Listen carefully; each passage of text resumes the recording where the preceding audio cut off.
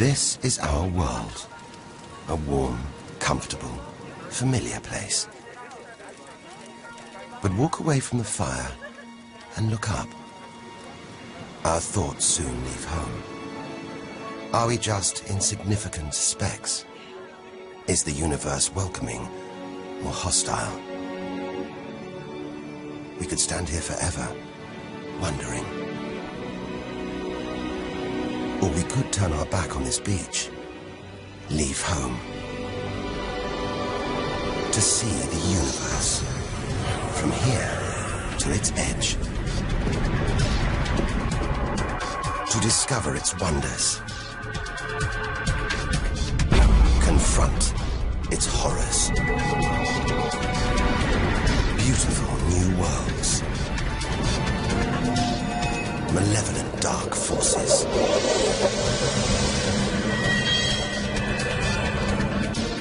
The beginning of time. The end of the world. Would we have the courage to see it through? Or would we run for home? There's only one way to find out.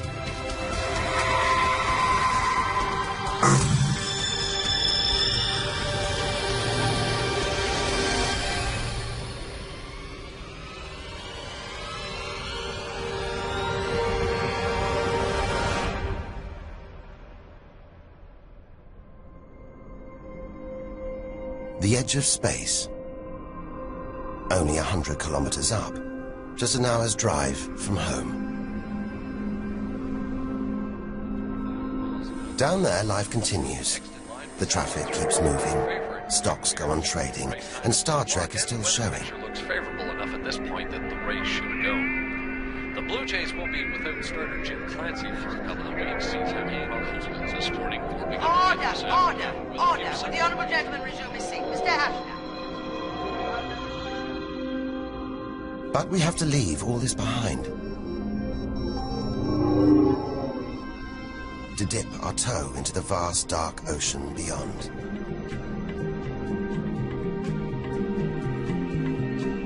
Into the shallows. Not too far from home.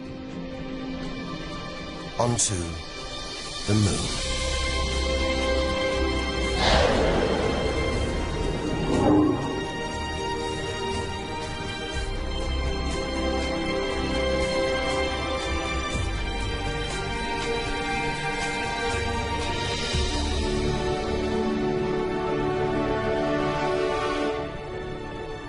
Dozens of astronauts have come this way before us. 12 of them have walked on the moon itself. Just over 400,000 kilometers from home. 3 days in a spacecraft. So close, it's as if we've barely left home. Familiar, safe, within sight of Earth.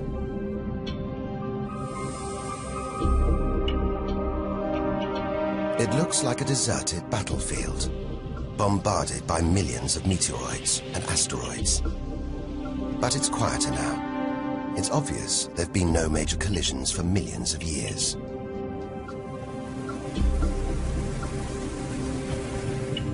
This brings back memories. The Apollo 11 lunar module. Neil Armstrong's first footprints. Looks like they were made yesterday. There's no air to change them. They should survive for millions of years. Maybe longer than us.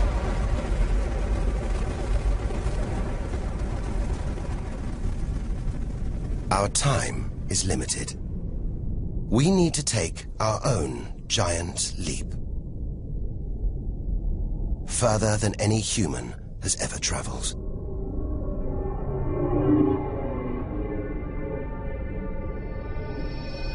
Out of the darkness, a friendly face. The goddess of love. Venus. The morning star. The evening star. Sometimes she welcomes the new day in the east. Others, she says goodnight in the west. The planet's spectacular yellow clouds reflect the sunlight. That's why this is the solar system's brightest planet.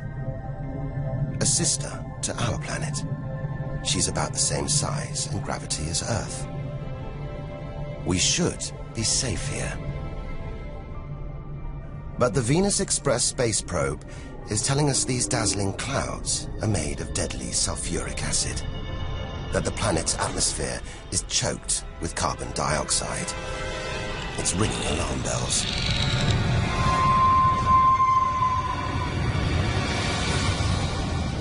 Venus is one angry goddess.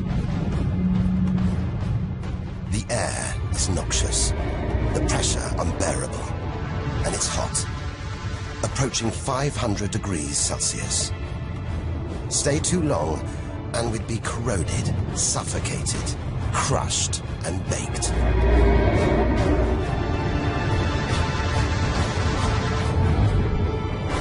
Nothing can survive here. Like this. It's a Soviet Venera robotic probe. Its heavy armor's being wrecked by the extreme atmosphere.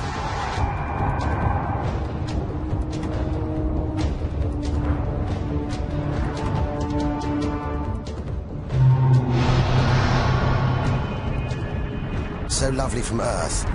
Up close, this goddess is hideous.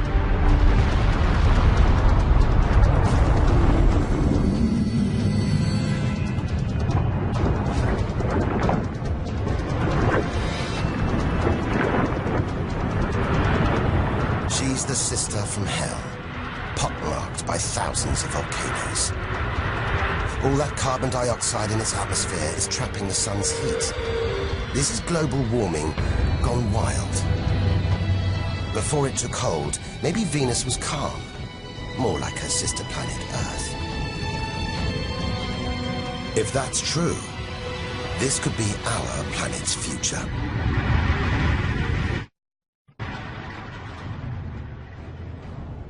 Beginning to think we shouldn't be out here, that we should turn back.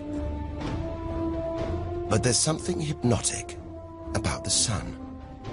Like Medusa, too terrible to look at, too powerful to resist, luring us onwards. On, like a moth to a flame. Dwarfed by, scorched by the sun, it's Mercury. Get too close to the sun, this is what happens. Temperatures swing wildly here. At night, it's minus 170 degrees. Come midday, it's 400 plus. Burnt, frozen, and look at those scars. A sign that Mercury had a violent past. The Messenger space probe. It's telling us something strange. For its size, this little planet has a powerful gravitational pull. It must be heavier than it looks. It's like a huge ball of iron, covered with a thin veneer of rock. The core of what was once a much larger planet. Maybe a stray planet slammed into Mercury, blasting away its outer layers in a deadly game of cosmic pinball. Whole planets on the loose, destroying anything in their path, even entire planets. And we're in the middle of it. Vulnerable, exposed, small. Everything is telling us to turn back. But who could defy this? The sun, in all its mesmerizing splendor. Our light, our lives. Everything we do is controlled by the sun, depends on it. And more than that, it's the Greek god Helios driving his chariot across the sky. The Egyptian god Ra, reborn every day. The summer solstice sun rising at Stonehenge. For millions of years, this was as close as it got to staring into the face of God. 150 million kilometers from home, a 20-year journey by plane. Switch it off, and it's so far away, we wouldn't know about it for a whole 8 minutes. It's so big, you could fit 1 million Earths inside it. So heavy, its gravity controls the entire solar system.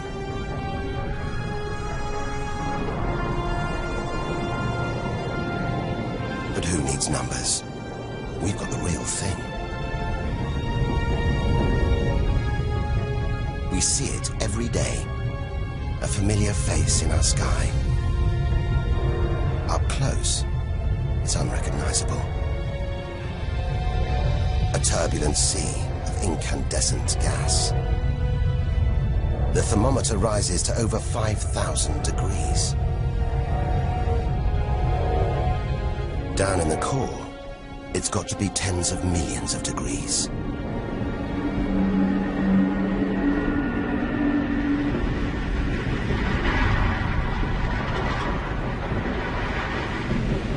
Hot enough to trigger a nuclear reaction, turning millions of tons of matter into energy every second.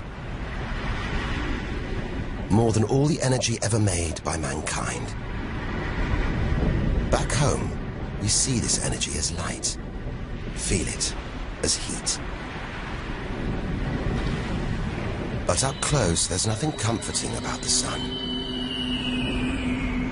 It's so full of electrical and magnetic activity, it's bursting out in these huge incandescent gas loops called prominences. Each one releasing more energy than 10 million volcanoes. You could get the Earth through one of these loops and still have tens of thousands of kilometers to spare.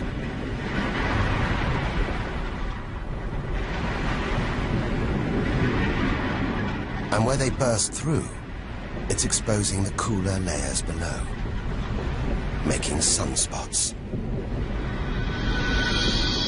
They're a fraction cooler than their surroundings. It's why they look black, but they're still hotter than anything on Earth. And they're massive, too. Some of these are at least 50,000 kilometers across. A solar flare. A superheated stream of electrified gas blasting deadly radiation out into space. But one day, all this will stop.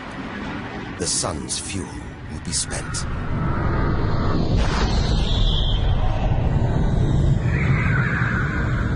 When it dies, that'll be it for the Earth as well. This God creates life and destroys it, demands we keep our distance.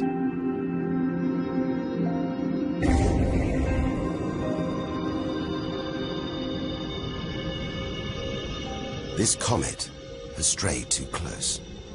It's being boiled away by the sun's heat, creating a tail that stretches for millions of kilometers.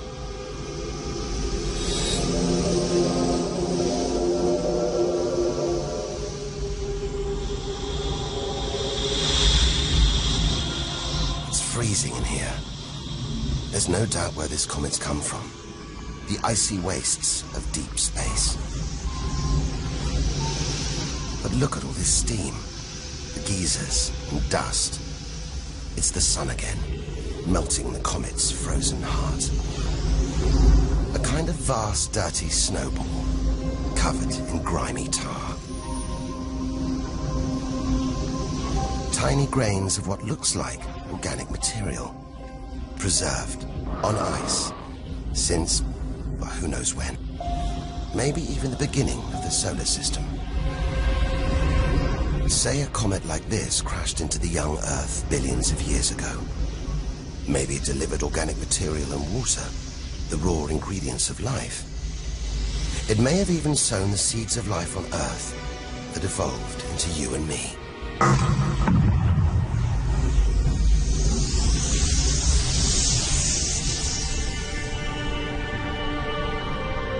But say it crashed into the Earth now.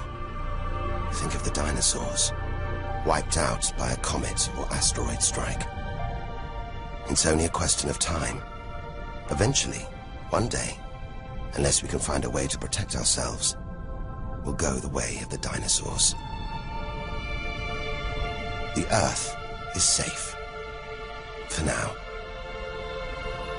But if life on Earth was obliterated, we'd be stuck out here, homeless, adrift in a hostile universe.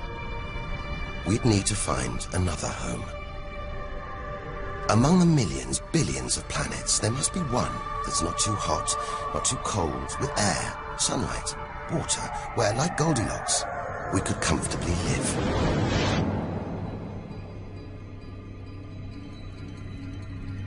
The Red Planet. Unmistakably, Mars. For centuries, we've looked to Mars for company, for signs of life.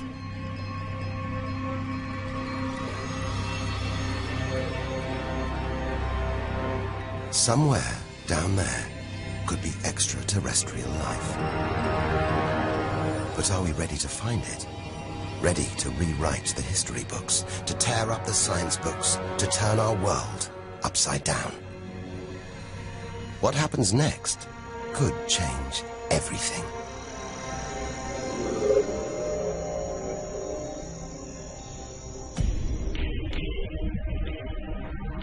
More than any other planet, Mars captures our imagination. Think of sci-fi films, comics. What follows? Martians. It's all just fiction, right?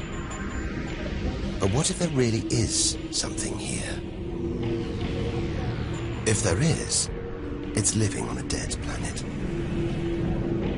The processes that make Earth habitable shut down hundreds of millions of years ago here. Red and dead. Mars is a giant fossil.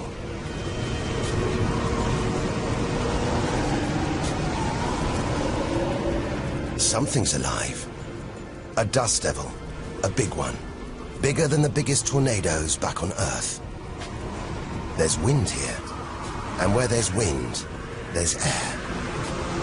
Air that could sustain extraterrestrial life. But it's too thin for us to breathe. Full of choking carbon dioxide. There's nothing to protect Mars from the sun's ultraviolet rays. And it's cold. As low as -80 degrees. Freezing water in the ground, at the poles, and even in the atmosphere. As snow.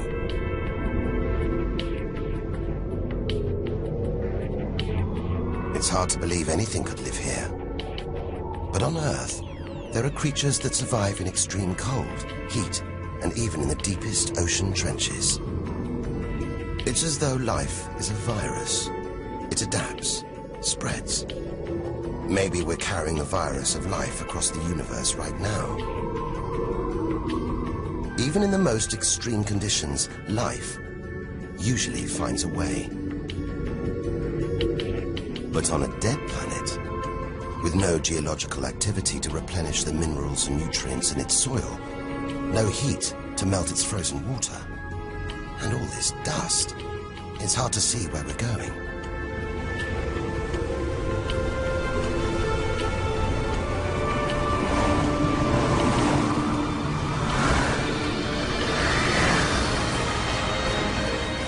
But we can't miss this.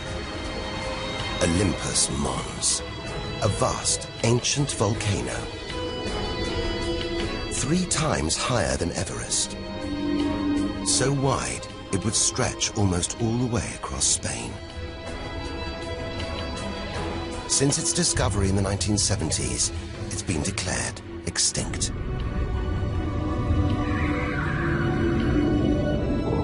It looks like there's something happening on its slopes. It's as though lava has been flowing. But any lava flows should be long dead, obliterated by meteorite impacts. Unless this monster isn't dead after all. If it's not, there could be molten magma beneath the crust right now. This changes everything. Volcanic activity could be melting frozen water in the soil. recycling minerals and nutrients, creating conditions for life to exist.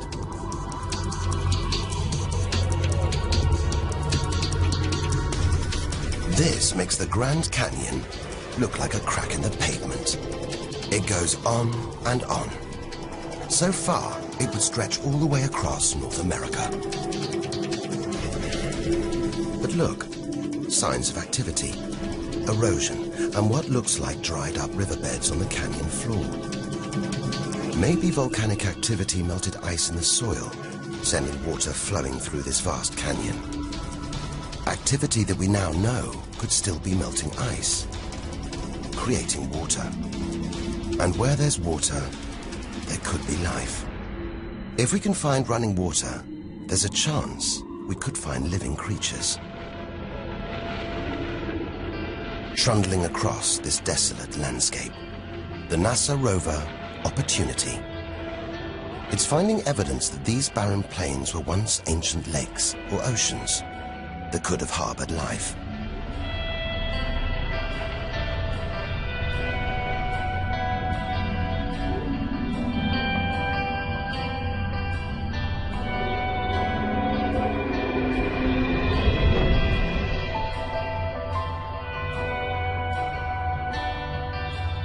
Look at these gullies. When probes orbiting Mars pass over them, they keep spotting new ones. More proof that Mars is alive and kicking. That there may be water flowing beneath the surface, creating these gullies. Water which could be sustaining Martian life.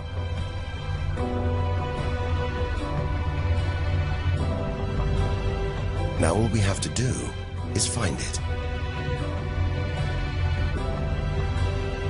Unless we've already found it. Not on Mars, but on Earth. There's one theory that has life starting here before moving to Earth.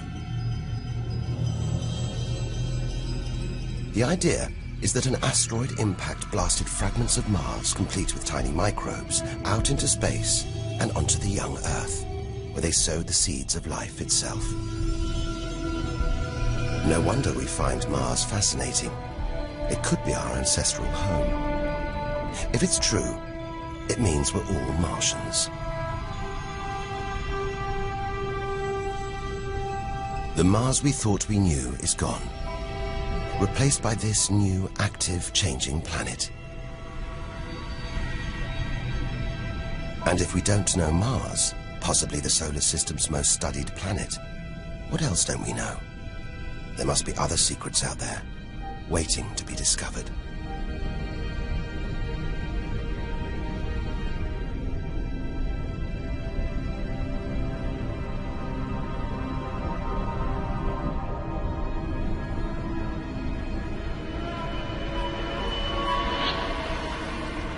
This is getting scary. It's like being inside a giant computer game.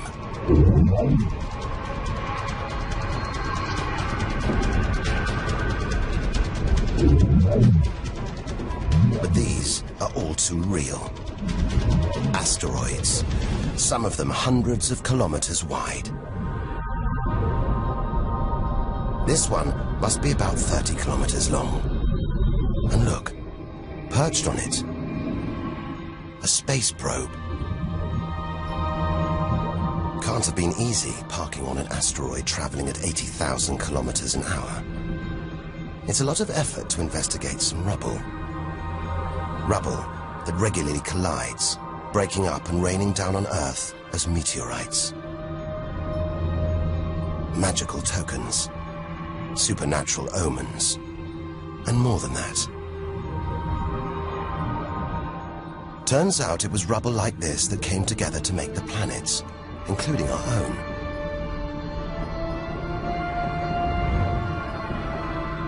So by dating the meteorites we find on Earth, we know the planets were born 4.5 billion years ago. These are the birth certificates of our solar system, of our planet. But for some reason, these rocks didn't form into a planet. Something must have stopped them. Something powerful. At least 1,000 times bigger than Earth. So vast, you could fit all the other planets inside it. Something this big is going to have a major effect on its neighbors. Its gravity is stopping the asteroids from forming a planet. And just look at it. It's stunning. But up close, maybe things aren't quite what they seem. This huge planet is almost all gas. Land here, and we'd sink through its layers, maybe never hitting a solid surface. And Jupiter's good looks, the product of extreme violence. It's spinning at a huge rate, whipping up winds to hundreds of kilometers an hour, contorting the clouds into stripes, eddies, whirlpools. And this, the legendary Great Red Spot. The biggest, most violent storm in the solar system. At least 3 times the size of Earth. It's been raging for over 300 years. All those churning clouds have sparked an electrical storm. Just one bolt is 10,000 times more intense than any at home.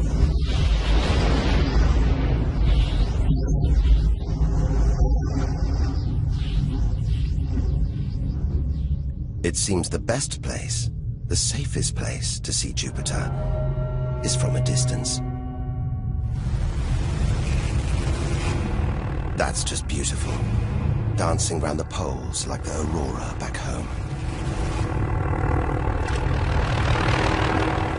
But the Geiger counter is going wild. It seems even these are deadly, generated by lethal radiation pulled from space by Jupiter's powerful magnetic field. We're beginning to realize out here, nothing is what it seems. The universe is full of contradictions, deceptions, traps. Right now, we need a safe haven, somewhere to find our feet, catch our breath. Maybe this, the multicolored moon Io, is it?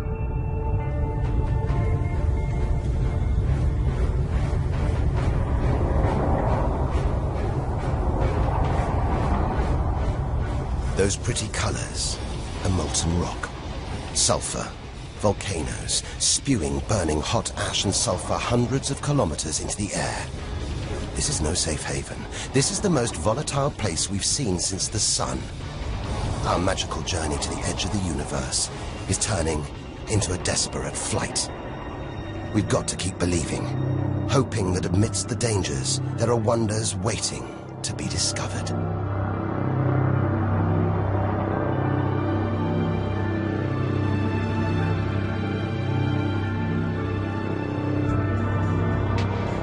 $650 million kilometers from home. What a weird-looking place. And yet it looks strangely familiar.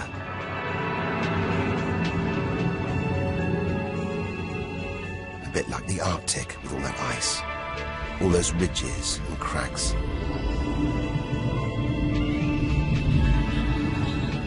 This is Europa, and maybe, like the Arctic, this ice is floating on water, liquid water.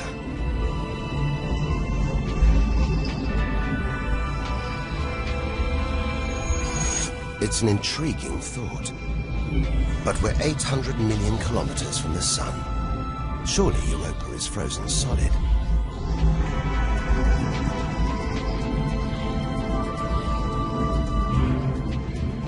Unless Jupiter's gravity is creating friction deep inside, stopping Europa from freezing solid, allowing life to develop in the waters beneath its frozen crust. We might be meters away from aliens.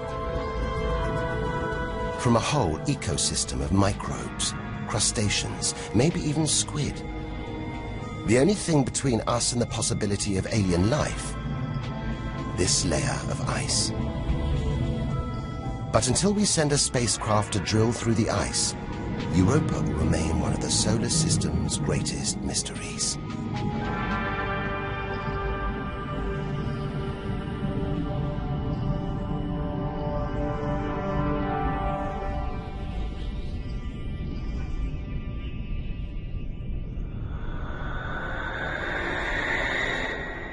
It's captivated our imaginations, haunted our dreams. And here it is, spinning before our eyes. Saturn, the jewel in the solar system's crown. Seeing it makes everything we've experienced worthwhile. There's something magical about Saturn. A giant ball of gas, so light it would float on water. Its spectacular rings would stretch almost from Earth to the Moon, but they're just a few hundred meters deep. That's the Cassini orbiter. It's picking up ghostly radio emissions, probably generated by auroras around Saturn's poles. This is the real music of the spheres. And Cassini is telling us these rings are probably all that's left of a moon shattered by Saturn's gravitational pull. Incomparable beauty from total destruction.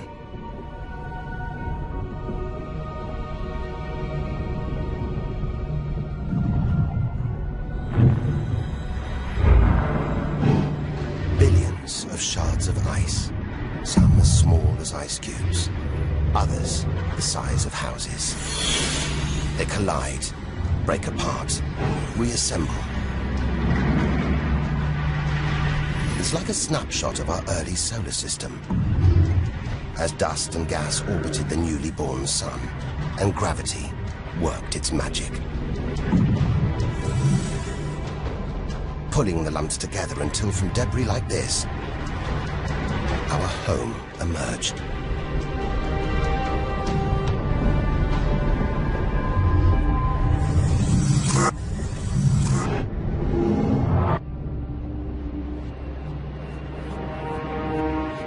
We could stay here forever, gazing at Saturn's seductive allure. But we have to drag ourselves away. We've got so much further to go, so much more to learn. Which isn't easy when the largest object in sight is this moon, wrapped in thick clouds. Titan.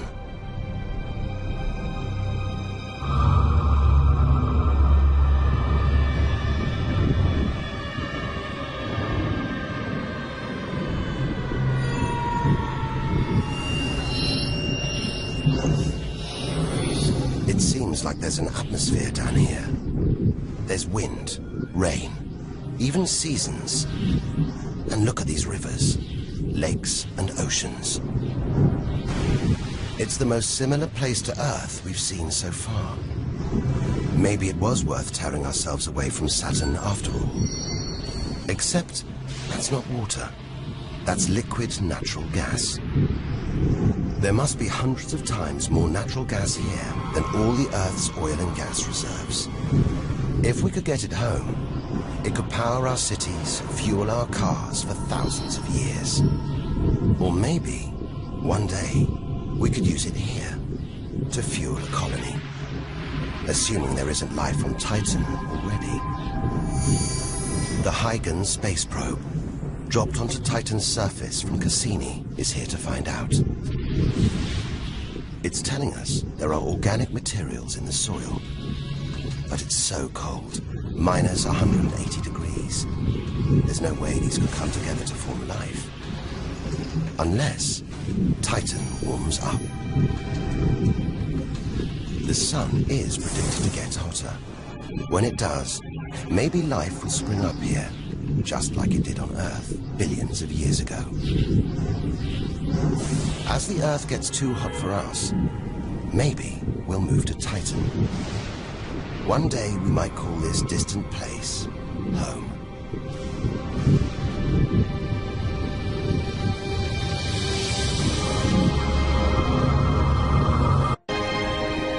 Home.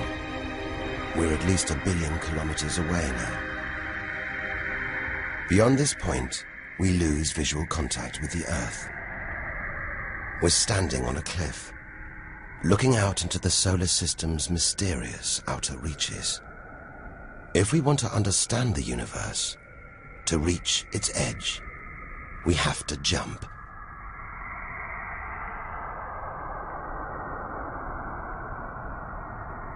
Unseen from Earth, unknown for most of history, we're in the solar system's outer reaches. It's like diving down into the deep ocean.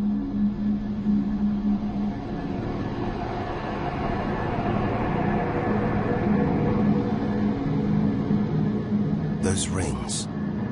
It looks like Uranus has been tilted off its axis, toppled over by a stray planet.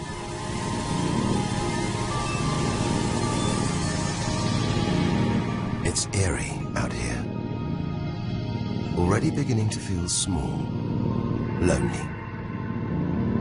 Maybe this is how we'll feel, what we'll find at the edge of the universe. But we've barely left the shore. Shrink the Earth down to the size of a pea. We've traveled less than 2 kilometers. But to reach the edge of the solar system, we've got to travel another 20,000 kilometers. Out of the deep, another strange beast. The god of the sea, Neptune. This giant is swathed in methane gas. And look, a storm the size of Earth, whipped up by savage 1,500 km/h winds.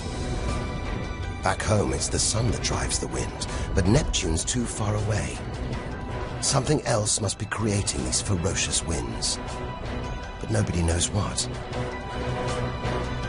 Our solar system is huge. It's alarming how little we really know about it.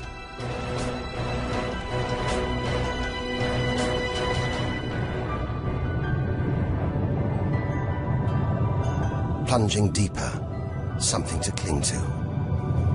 After all those balls of gas, a solid moon.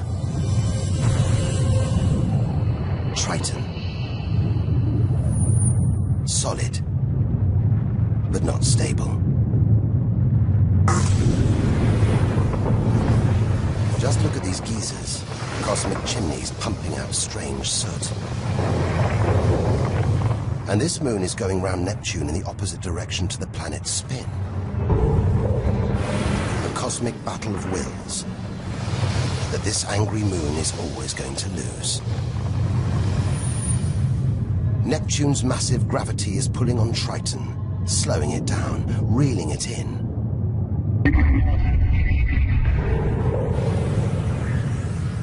One day, it'll be ripped apart by Neptune.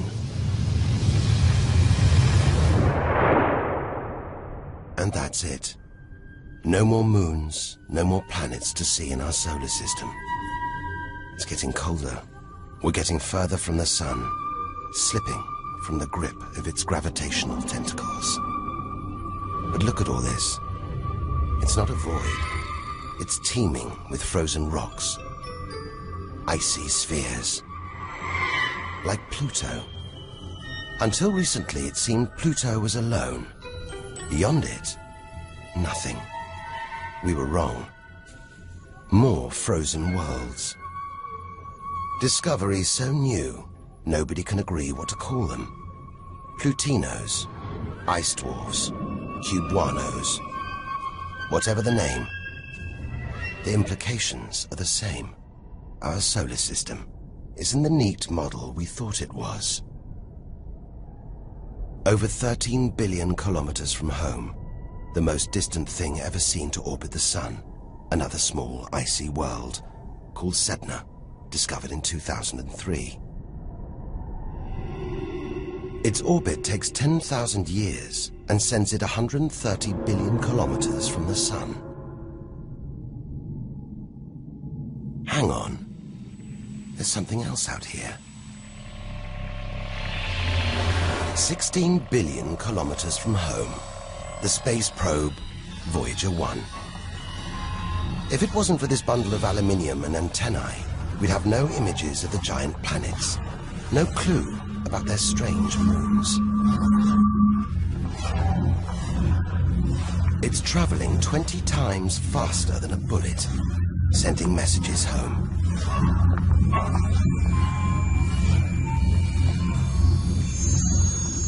And look, on its side, that gold panel, a kind of intergalactic message in a bottle. There's a greeting recorded in different languages.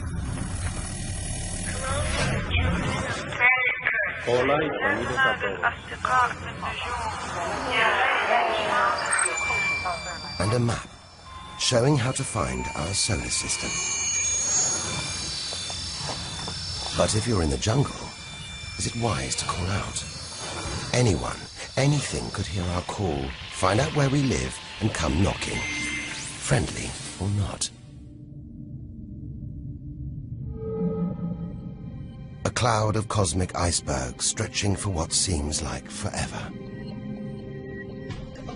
They look like the comet we saw earlier. Maybe it started life out here, until something dislodged it, sending it towards the sun, just like the comets that may have planted life on Earth billions of years ago. And seeing all this ice, maybe they carried water to Earth too. It's an astonishing thought. The water in the oceans, in your coffee, even in your body, all from this distant celestial ice machine.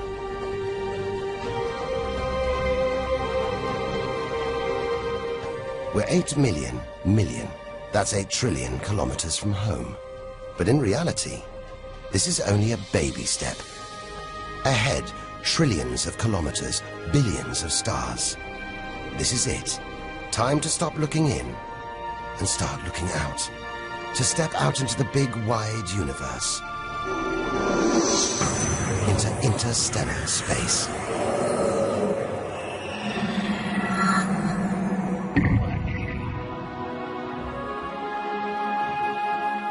Interstellar space. Far beyond our solar system. What a view. Billions of stars like our own sun, many with planets, many of those with moons.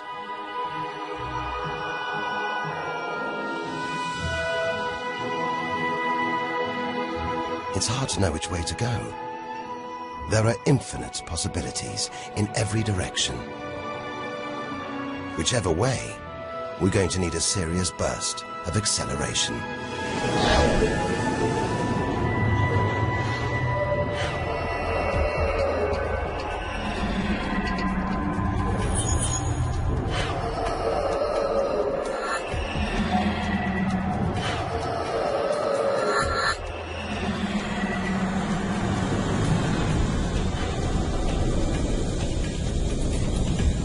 $40 trillion kilometers from home. 150,000-year ride in a space shuttle. And we've only just reached the first solar system after our own. Alpha Centauri. Not one, but 3 stars. They're spinning around each other, locked in a celestial standoff. Each star's gravity attracting the other, their insane orbital speed keeping them apart.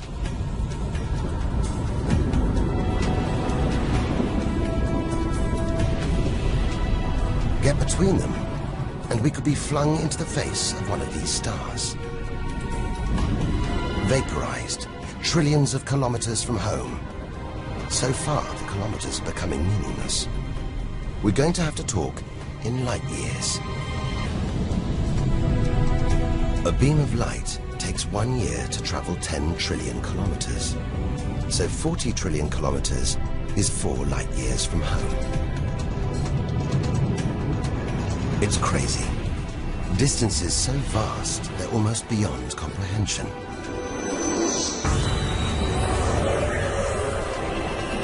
And exciting. Who knows what strange worlds lie ahead? What we'll discover when, if we reach the edge of the universe.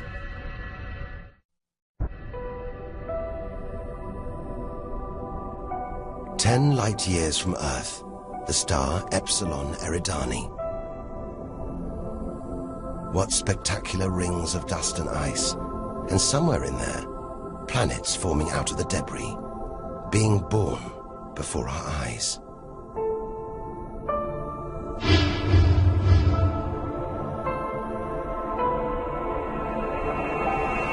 Asteroids and comets everywhere.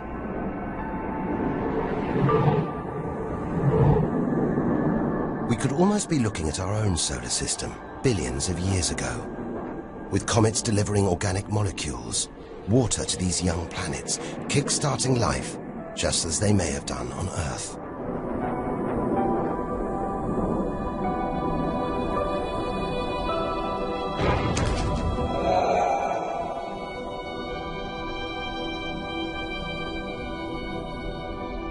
At the center of all this action, a star smaller than our sun. It's still in its infancy. Any life in this solar system would be primitive at best.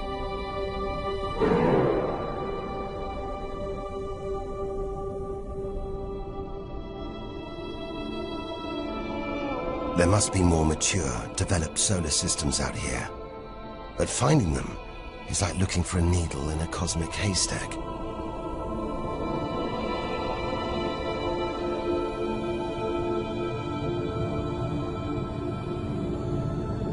"20 light years from Earth. Star Gliese 581.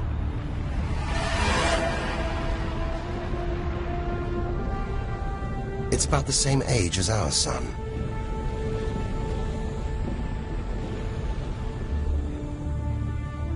And orbiting it, this planet. It's just the right distance from its sun. Any closer and water would boil away. Any further and it would freeze. Ideal conditions for life to have evolved.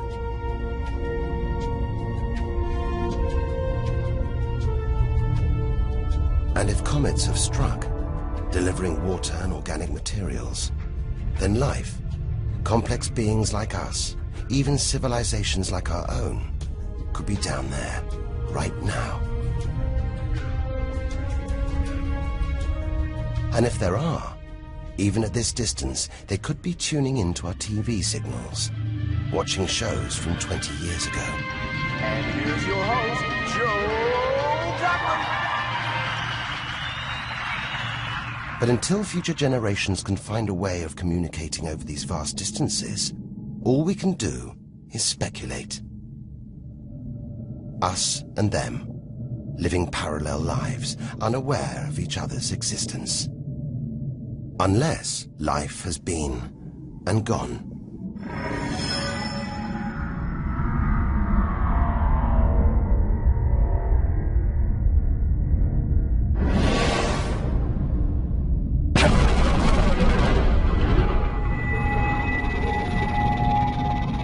That's the problem with comets.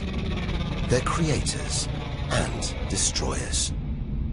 As the dinosaurs found out the hard way 65 million years ago. This is the needle in the cosmic haystack, the closest we've come to a habitable solar system like our own. But it's a chance encounter. There could be hundreds, millions more solar systems like this out here. Or none at all.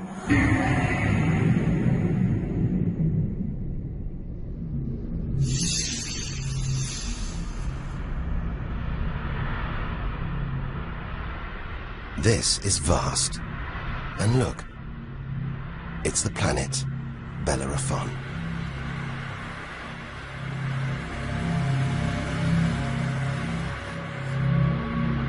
So close to its own sun, It's a miracle it was discovered at all. Problem is, from Earth, we can't see planets this far out.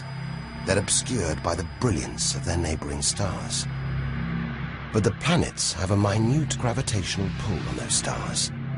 Measure these tiny movements trillions of kilometers away, and we can prove they exist. That's how we tracked down Bellerophon in the 1990s, opening the floodgates to the discovery of hundreds of other distant planets.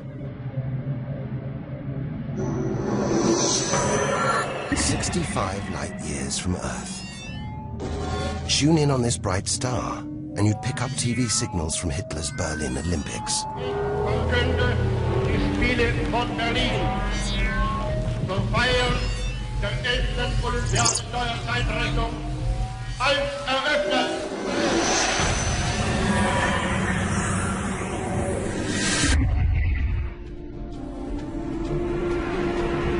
Twin stars. It's Algol, the demon star, feared since ancient times on account of its sinister behavior. From Earth, it appears to blink as one star passes in front of the other. Up close, it's even stranger. One star has expanded into the gravitational pull of the other. It's being sucked towards it. Almost 100 light years from home. Listen. One of the first ever radio broadcasts. Just a faint whisper. We'd appreciate it if anyone hearing this broadcast would communicate with us. We are very anxious to know how far the broadcast is reaching. And then silence. From here on out, it's as if Earth never existed. Any aliens living beyond here will have no idea we're there. It feels like a lifetime ago we stood on that beach, looking up at the sky, wondering where and how we fitted in. It's time to appreciate the wonders we're seeing, not just for what they tell us about our own world. It's what they can tell us about the whole universe, its past and its future.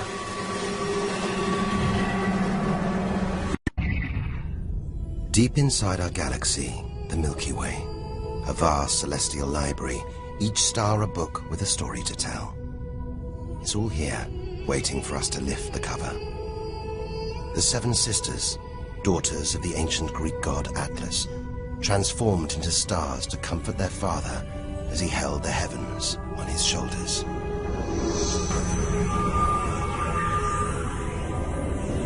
And this giant, Betelgeuse, the brightest, biggest star we've seen so far. It's got to be at least 600 times wider than our own sun.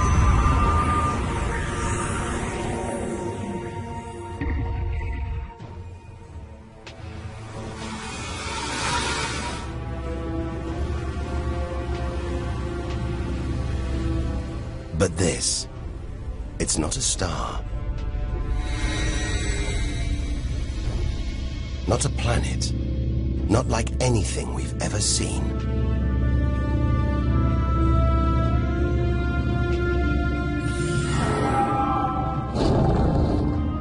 A ghostly spectre, more than 1,300 light years from Earth. Orion's dark cloud.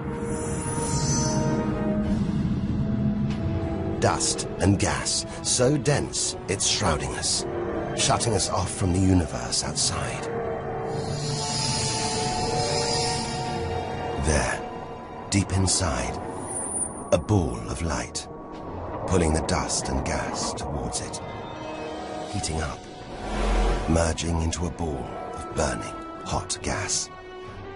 Like a star, like our sun, in miniature. It's millions of degrees inside it. So hot, it's beginning to trigger nuclear reactions, the kind that keep our sun shining. Making energy, radiation, light. A star is being born.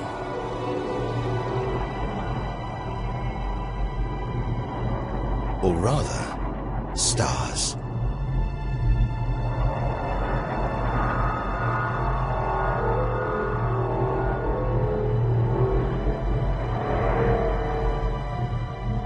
Orion's dark cloud is a vast star factory.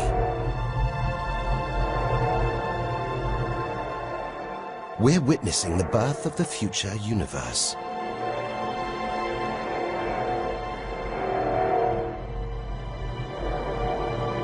We've come to expect hostile horrors, but we're discovering one of the universe's greatest creative wonders: star birth.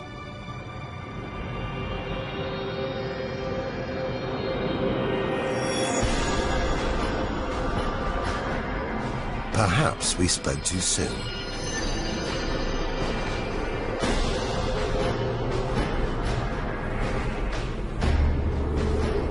Jets of gas, exploding outwards at 200,000 kilometers an hour,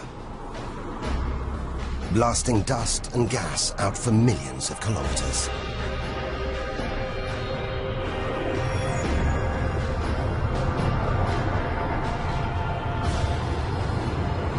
It's unbelievably violent, but look at the results. It's beyond words. Nebula.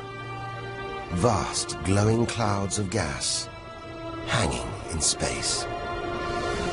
With no wind out here, they'll take thousands of years to disperse. They seem to be forming a vast stellar sculpture. It makes you realize nature is more than a scientist, an engineer. It's an artist on the grandest of scales. We've seen some strange sights, but this is a masterpiece. A giant horse's head rearing up in space. Stars are born, grow up, and then what? Do they die? Do they slip quietly into the night, or go out with a bang?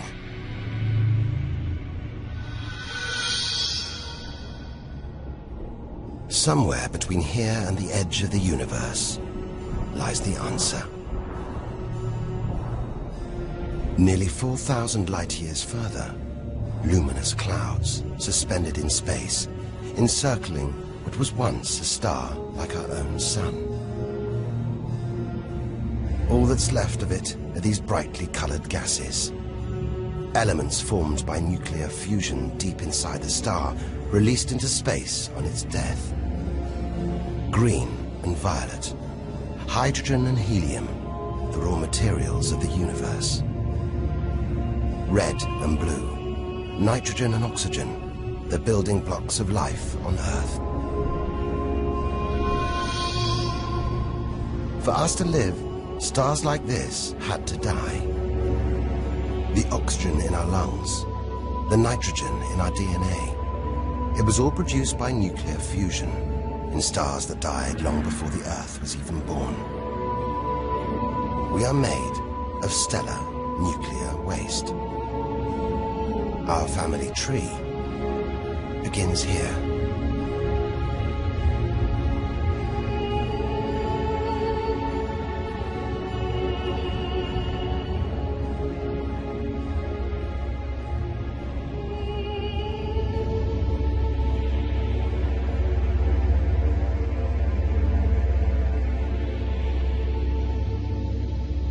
At its heart, the ghost of a star. It's a white dwarf. White, hot, small, but unbelievably dense. In the star's dying moments, its atoms fused and squeezed together, making it so dense that just a teaspoon of this white dwarf would weigh 1 ton.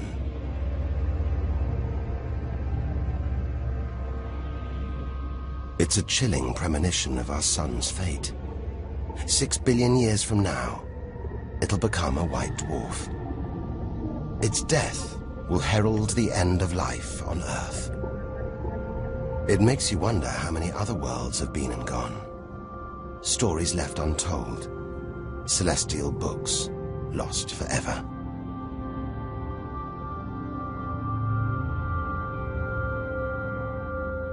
But the greatest story of them all is still to be told. we must go back through time to the very first chapter to tell the story of how the universe began.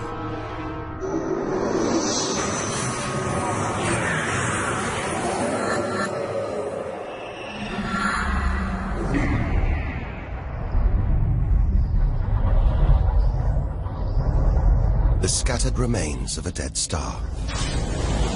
A nebula. The Crab Nebula. We're 6,000 light years from home, deep inside a stellar graveyard. We've learned so much, seen things we'd never have believed possible.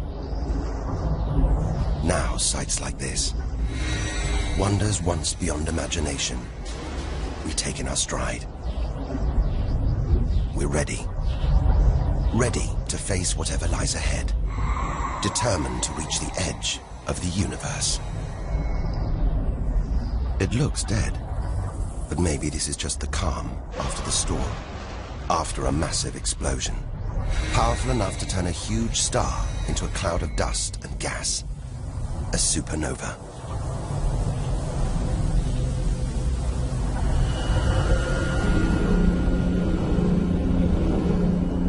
The eye of the storm, a spinning, pulsating star, a pulsar.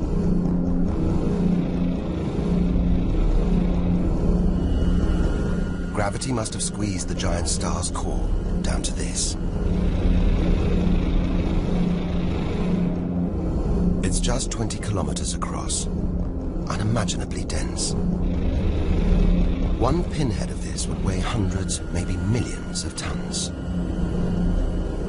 As it shrank, like a figure skater spinning on the spot, arms outstretched, then pulling them in, it began to spin faster.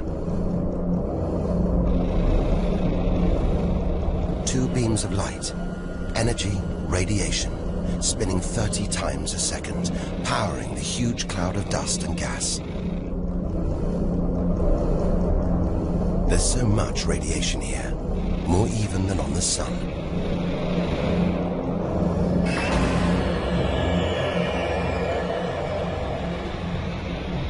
That was easily the deadliest thing we've encountered so far.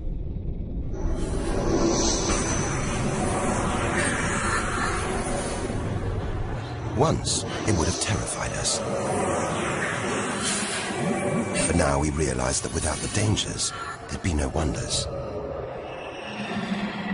Without the nightmares, there'd be no dreams.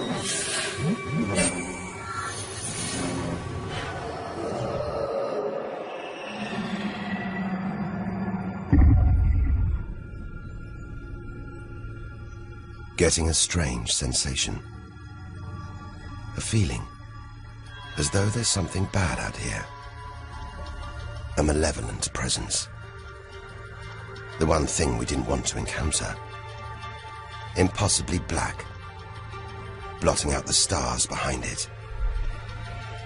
We are staring into the face of extinction. The remains of a giant star. A black hole. Instead of contracting to a white dwarf or a pulsar, it just kept on going. Shrinking until it got so small, it's just a few kilometers across. Far denser than a pulsar and impossible to resist.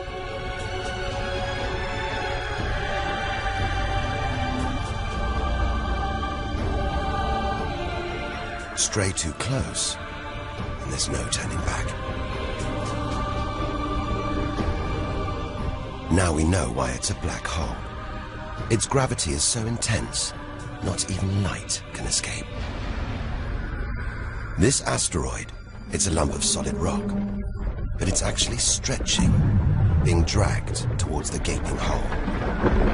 Inside, there's no matter as we know it. No time, no space. All the rules of physics collapse.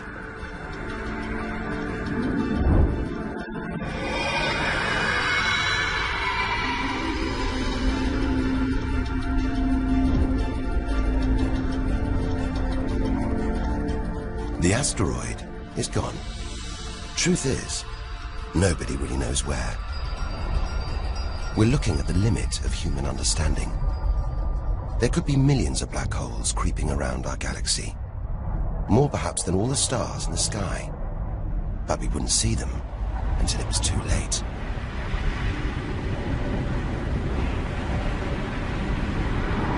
Like this star, spiraling, disappearing down an invisible plug hole.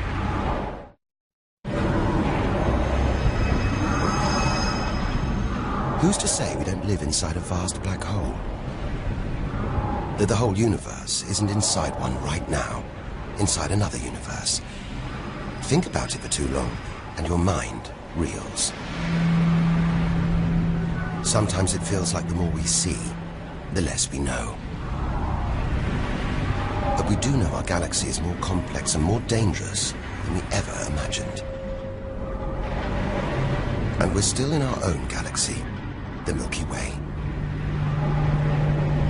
The vastness of the universe beyond still lies ahead. The wonders, the dangers, the secrets, they're out there. But first, we've got to find a way out of the Milky Way.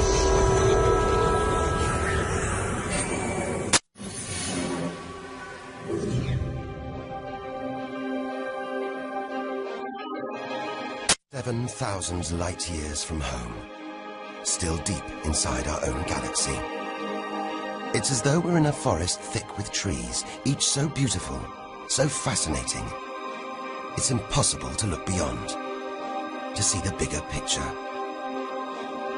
We have to find a way through, reach the clearing at the galaxy's edge. Only then can we begin to understand where it and we all began. But faced with sights like this, it's hard to leave. A colossal glowing cloud topped by these great towers of dust. The pillars of creation. Like a gateway into the far galaxy. Both pillars studded with tiny protrusions. Embryonic star systems. Each one the size of our solar system. Another monument to nature's astonishing creativity. We have to ignore its captivating beauty, its siren song, tear ourselves away, in order to carry onwards towards the edge of the galaxy.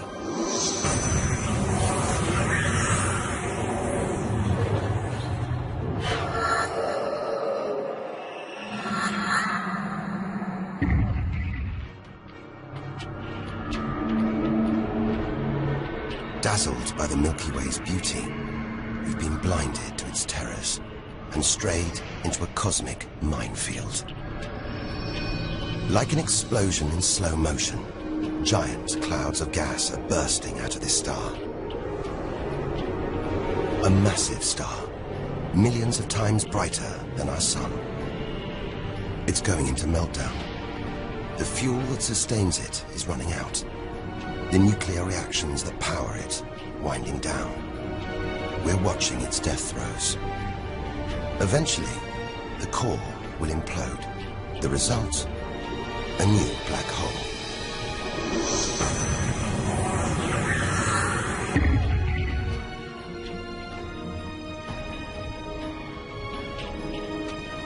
An even bigger, dangerously unstable star. But this one's about to explode. And when a star this big dies, it's 100 times more violent than a supernova. Somehow we've stumbled into the most violent star death imaginable. A hypernova.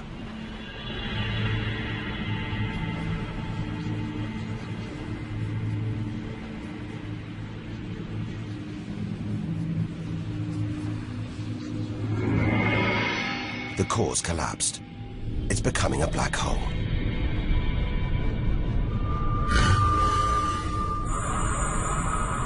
And that's the shockwave, surging through the star, ripping its outer layers into space.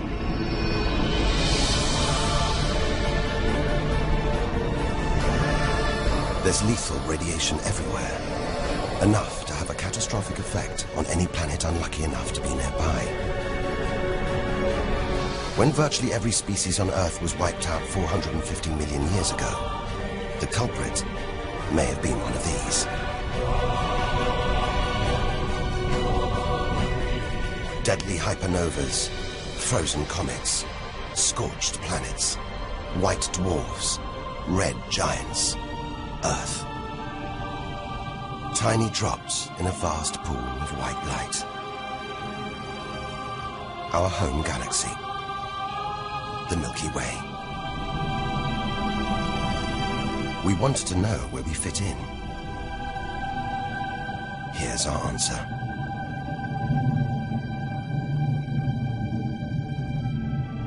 Civilizations, past and present. Everyone that's ever lived. The smallest bug, the highest mountain, all of it invisible. Not even a tiny speck.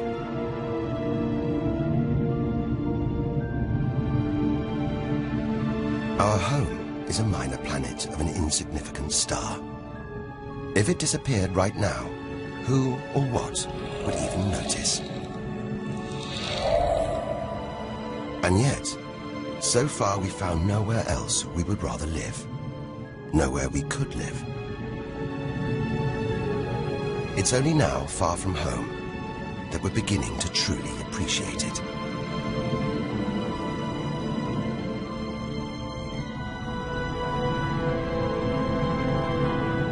Look at all these stars. Hundreds of thousands of them. Surely one of these, more than one, must be capable of supporting life.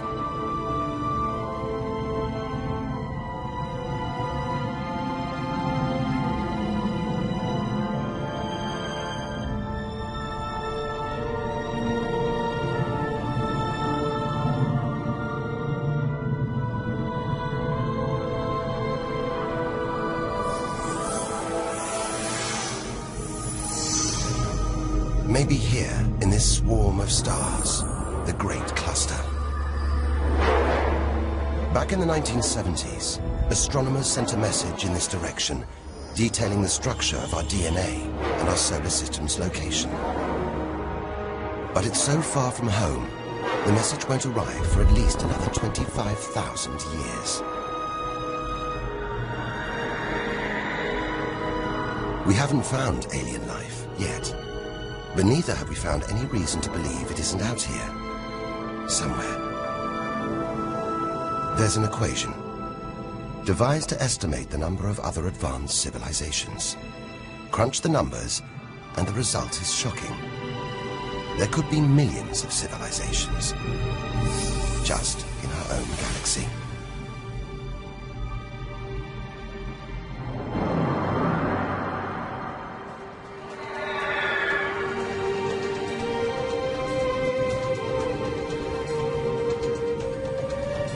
Everything we have seen so far is inside the Milky Way. Now here's our chance to see other galaxies, to glimpse the even bigger picture, and perhaps to answer the ultimate question: where does all this come from? We are now ready to leave our solar system, our galaxy, and enter intergalactic space.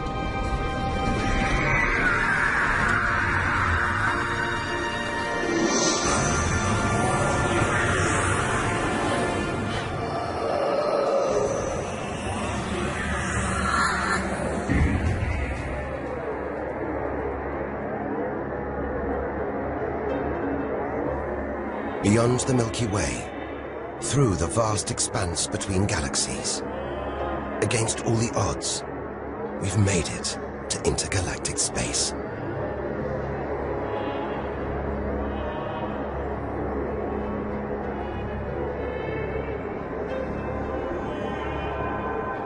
Out here, there's no horizon in sight. Even the closest galaxies are millions of light years away. the remains of galaxies ripped apart by the Milky Way's huge gravitational pull. Scattered through, nothing.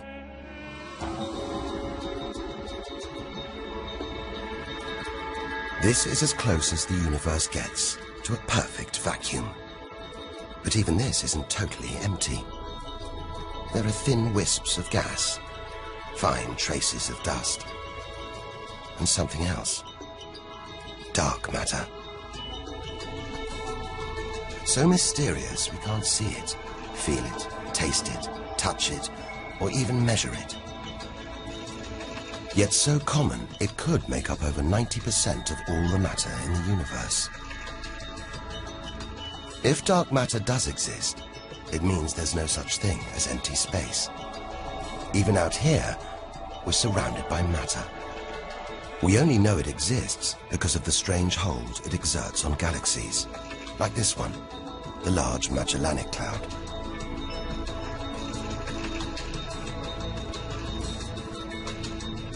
More than 6 billion years in today's fastest spacecraft, 160,000 light-years from the Milky Way, at the edge of its gravitational reach. This galaxy should spin off into space, but something is holding it here. Something invisible, powerful, dark matter.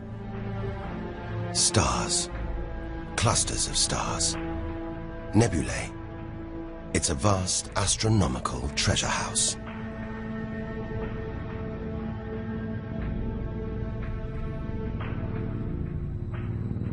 But look at this. It's like a string of gleaming pearls. It's a fireball, expanding out from what must have been a massive explosion. A supernova. So bright that when light from the explosion reached the Earth in 1987, it was visible with the naked eye. And so violent, it triggered a string of nuclear reactions, forcing atoms together, creating new elements. Gold, silver, platinum, blasting them out into space.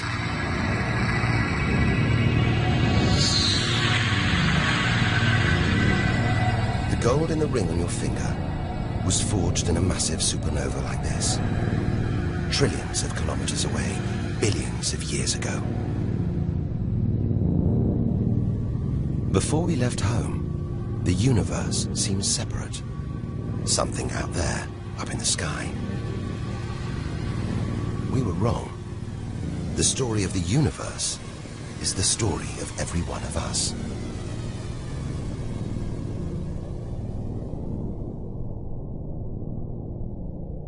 It's comforting to remember as we venture through this abyss. Further and further. Faster and faster.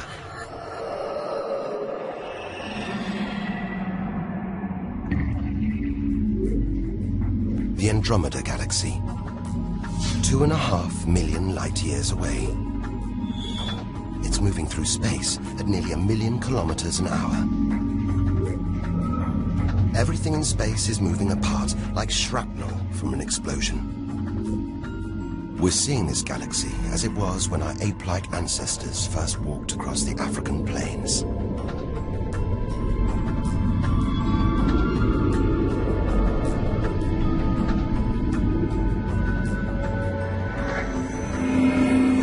We go further through space, and further back in time.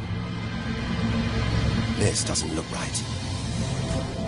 A whole galaxy exploding. The only thing large enough to cause an explosion on this scale has to be another galaxy.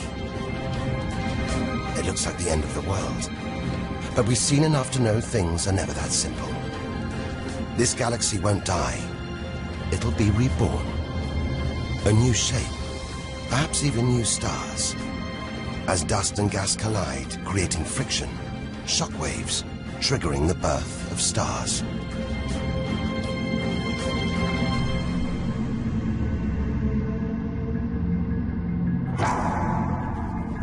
There's order in this chaos, a pattern behind the infinite variety. An endless cycle of birth and death, creation and destruction. It's a pattern woven through the vast fabric of space that binds each of these galaxies.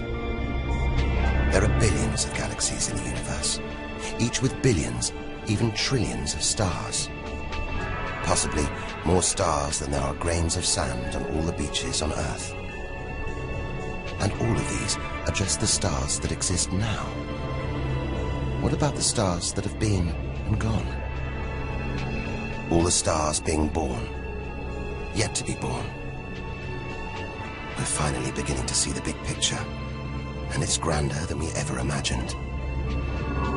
This galaxy, the huge Pinwheel Galaxy, is so far from Earth that if we send a message home now, it'll take 27 million years to get there.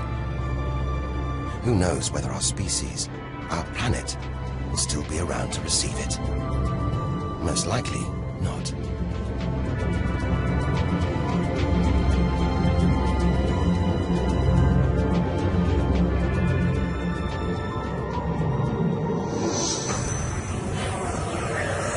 We travel on, back through time. Past the point where the dinosaurs were wiped out. Past the moment where the first creatures clambered onto land.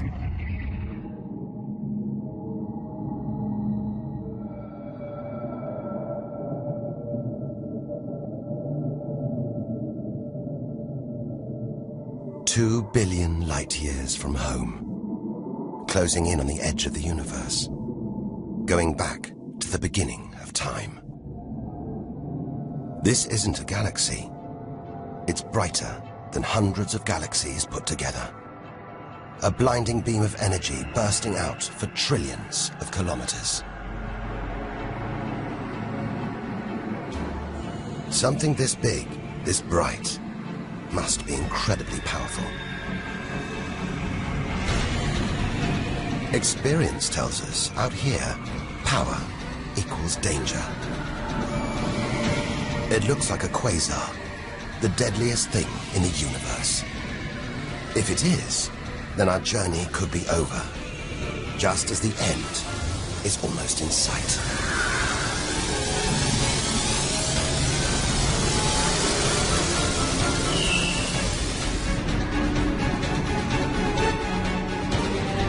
The deadliest, most powerful thing in the universe. A quasar. A swirling cauldron of super-hot gas, brighter than hundreds of galaxies.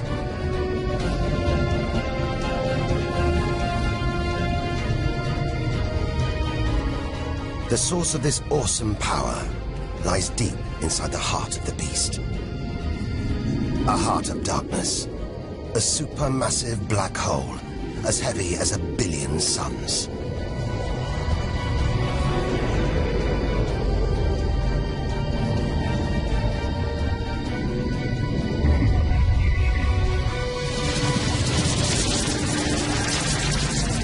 It's ripping apart whole stars, sucking their gases into the quasar, devouring them, until they're nothing, lost forever from the visible universe.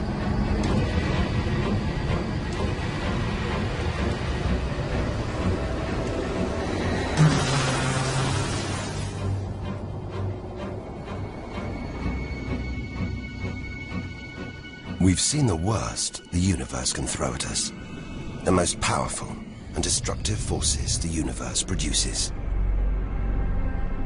Now it's on to the very edge of the universe. It's almost within reach.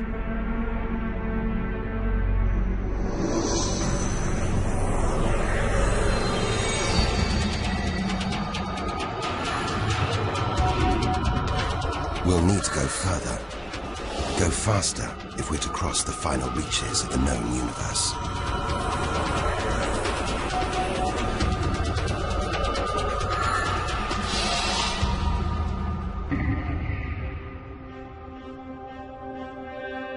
Eight billion light years from home. More galaxies. But these look different. Ragged, small, close together. We're so far back in time, we're seeing these galaxies as they were before the Earth was even born. They're still young, still growing. We're getting closer to where and how it all began. 12 billion years ago.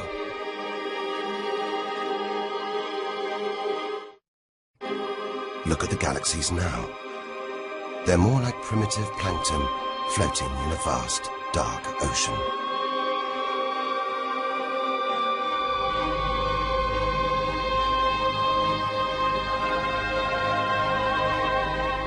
It's magical.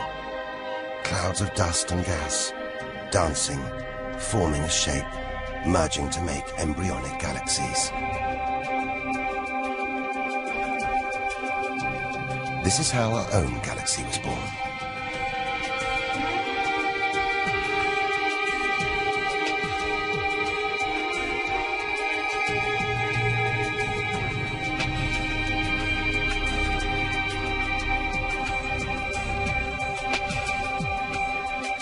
They're disappearing.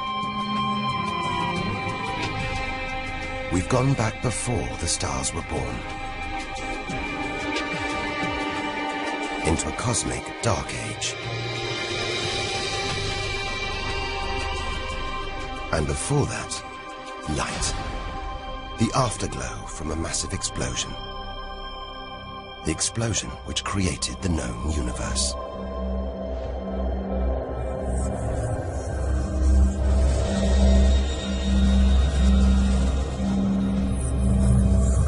We're almost there.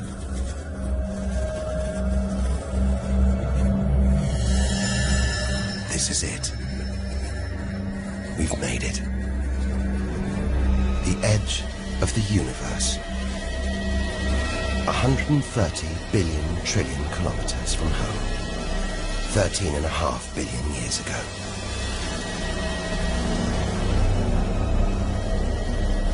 The very instant of the Big Bang. The most violent, most creative moment in history. Everything that's ever happened follows from this moment.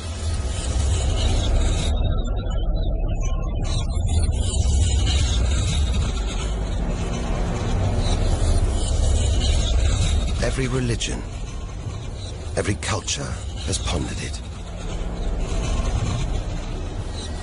But we still don't know what sparked this act of creation, or why. This is where our journey ends, and the universe begins.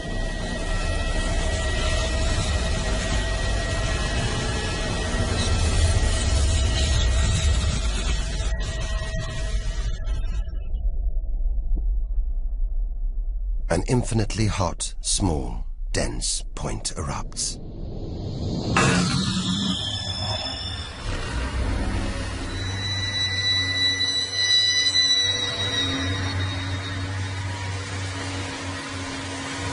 Creating space, time, matter, our universe itself.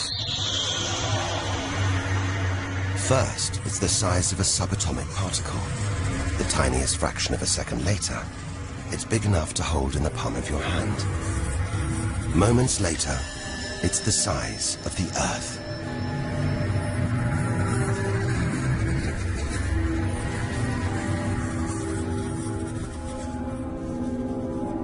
Today, the light from the Big Bang is still spreading out as a hiss of radio static. Your TV aerial picks it up. You can see it as static on an untuned TV.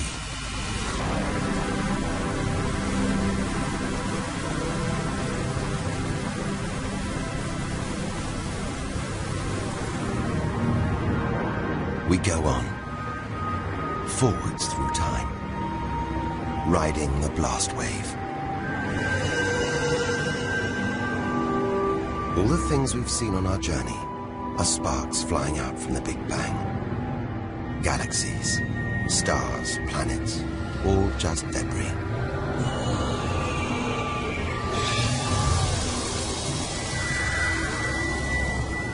through our galaxy.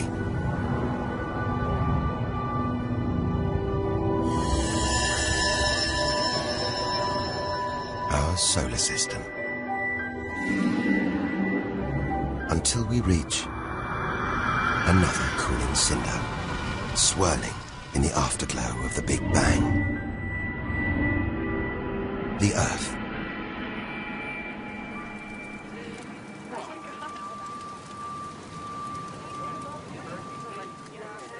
We had to go back to the past to see our future.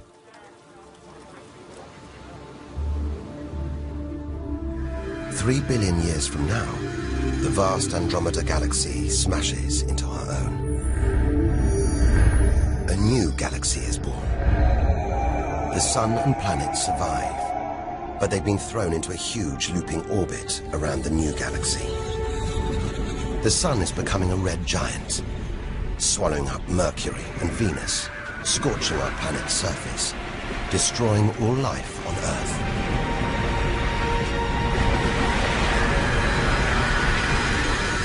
The sun dies, shrinking to a white dwarf. Neighboring stars are dying too, being replaced by white dwarfs, pulsars, black holes. The lights are going down on the galaxy.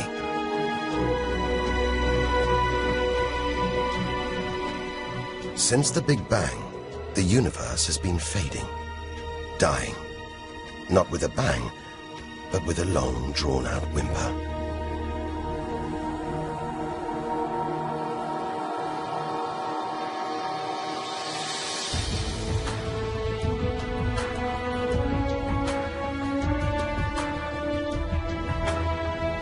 But there could be a way out, an escape route from our dying universe. It might be possible for our distant descendants to find a shortcut through space and time. A wormhole.